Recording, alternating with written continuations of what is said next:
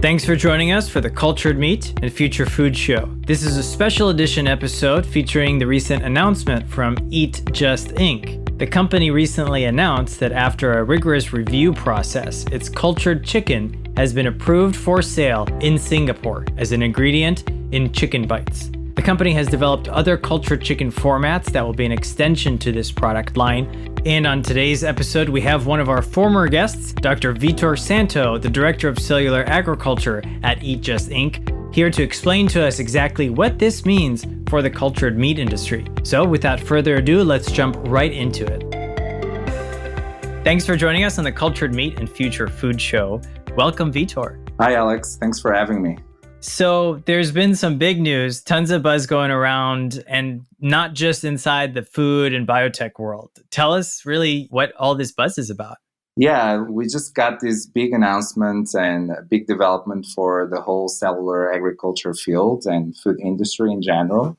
We got the first regulatory approval for sale of cultured chicken as an ingredient for production of chicken bites in Singapore. So this is something that has been in the preparation for over 2 years, a pretty long process of review. And it is, I would say, the biggest milestone that this field has seen so far. And really, there's been always a lot of questions about regulatory hurdles and how those could be one of the biggest challenges to bring these cultured meat products to the market. And I think that this is the first step to better and bigger things. And we're very happy that our team at Eat Just has managed to accomplish this in collaboration with the Singapore food authorities.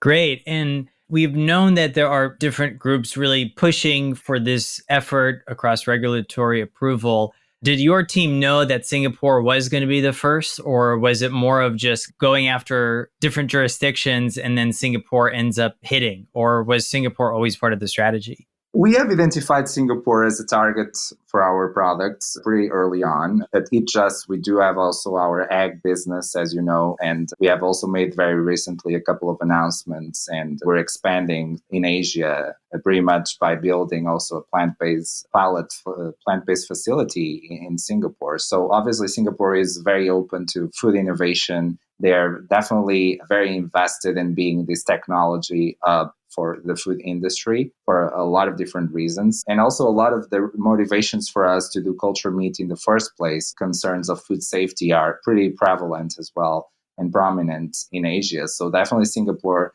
makes a lot of sense in different ways. We did not necessarily know in the beginning that they would be the first ones to cross the finish line with us. We are also engaging with other regulatory authorities at the moment. But in the end, I would say that maybe a year ago, we really figured out that Singapore was probably going to be our best bet because the discussions were just evolving more smoothly. And I think that there was a great dialogue and things were evolving and we were sharing a lot of our data. And so it really became a reality. And it was pretty clear after a while that it was going to be our first approval. Great. And I think Josh Tetrick was quoted in the New York Times that this is really going to be I'm paraphrasing here, but this is really going to be a stepping stone for other jurisdictions to open up and give approval. So that's definitely very exciting.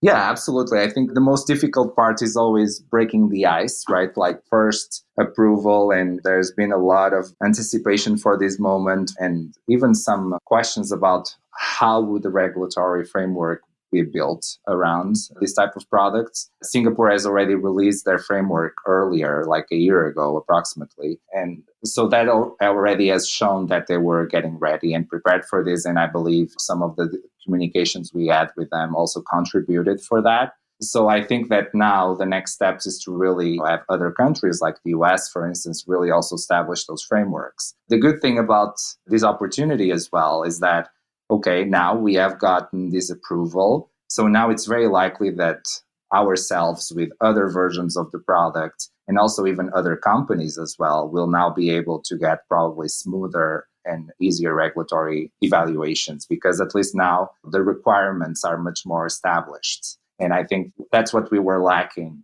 It was having a proper systematic sort of set of requirements that we would need to comply in order to get an approval. And now those are official.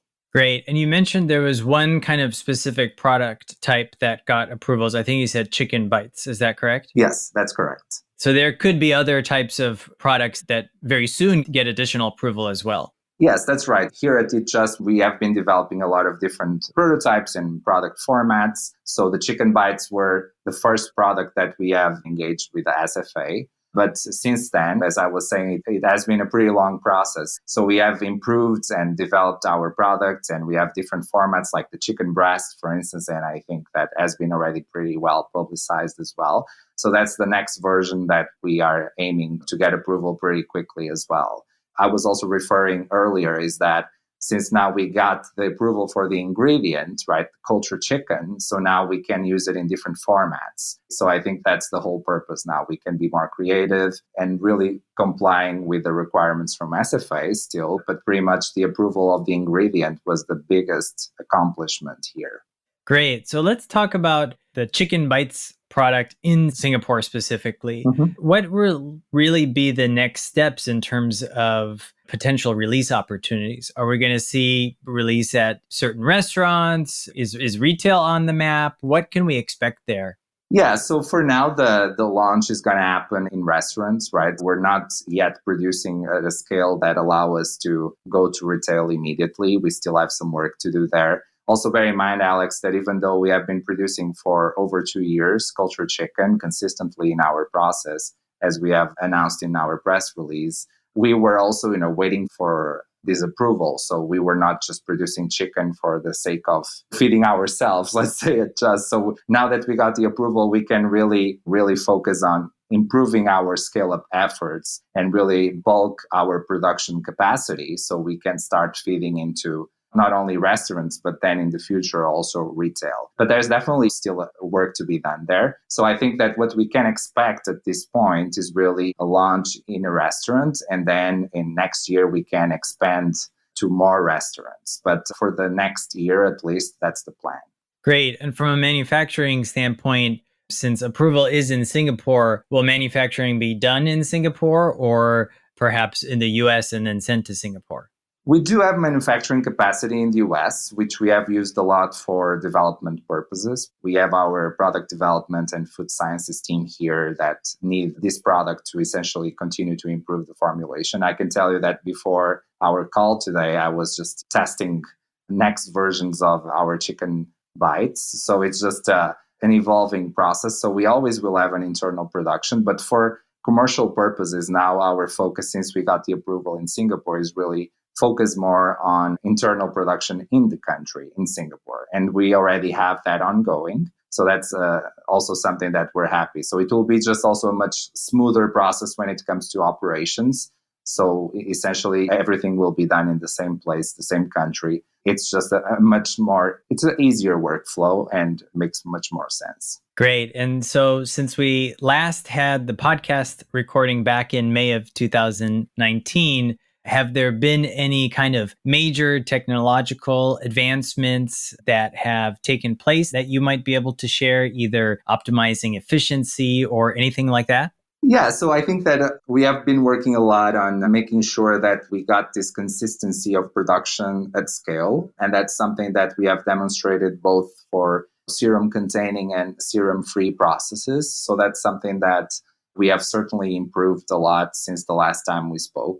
At this point, we have a very well-defined culture media composition that can really have our chicken cells growing at high cell densities in the bioreactors and really getting to a good level of production yields that can be still needs to be improved to reduce the cost, but it's already a pretty good starting point for us to feed into a restaurant, for instance. So I think that's certainly one of the main achievements for us on the cultured chicken side. I think that also one thing that we have really developed a lot, Alex, since we talked the last time is I think most of the cellular agriculture efforts at Just by them were mostly on the cell culture front, I would say.